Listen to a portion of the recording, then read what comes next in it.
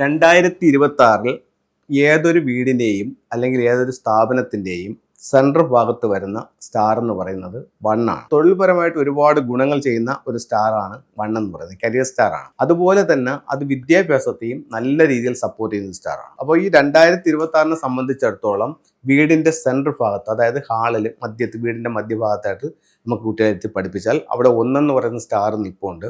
അത് കുറച്ച് വിദ്യാഭ്യാസപരമായിട്ട് കൂടുതൽ സപ്പോർട്ട് ചെയ്യുന്ന ഒരു സ്ഥലമാണ്. അപ്പം നമുക്ക് സെൻട്രലിൽ കുട്ടികളെ ഇരുത്തി പഠിപ്പിക്കാനായിട്ട് ഈ വർഷം നല്ലൊരു ലൊക്കേഷനാണ്.